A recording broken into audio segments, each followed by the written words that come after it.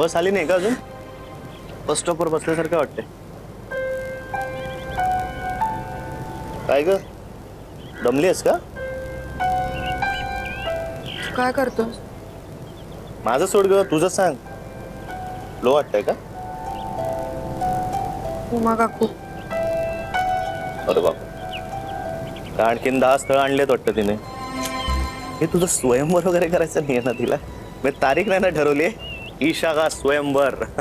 हे कुठल्या चॅनलला दाखवणार आहे? गप रे, कधी काय फालतू विनोद करतोस तू? माझे सगळे विनोद तुला फालतूच वाटतात यार. हो, कारण तसेच असतात ते. आपल्याला वाटतंय ना त्यापेक्षा खूप सिरियसली घेतलंय त्यांनी हे सगळं. आणि आता मला वाटतंय की एखादा मुलगा तिने आणलाच ना तर मला किमान तोंड दाखवायला तरी जाऊन यावं लागेल तिथे. काही काय?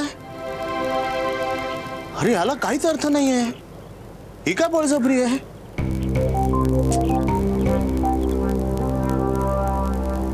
ए ईशा, आपण आपल्या पत्रिका दाखवूया का ग? ओ, हे तू बोलतोयस?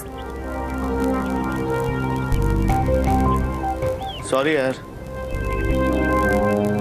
बघ ना, हे म्हणजे ना ते असं झालं, एकच बोर्ड लागलाय आपल्या आयुष्यात. रस्ता बंद आहे, काम चालू आहे. काय वर्णन आहे? काय तर म्हणे, रस्ता बंद काम चालू. ओ, आपल्या मनासारखं काहीच घडत नाहीये ना. एक तू तुझ्या घरच्यांना सगळं खरं सांगणार होतेस.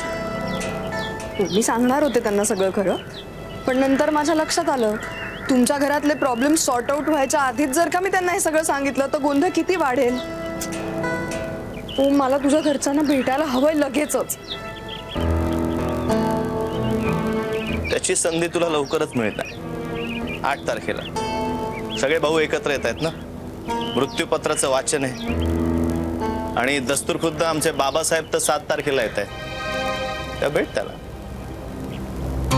मला वाटलं होतं त्याच्यापेक्षा फारच कॉम्प्लिकेटेड होत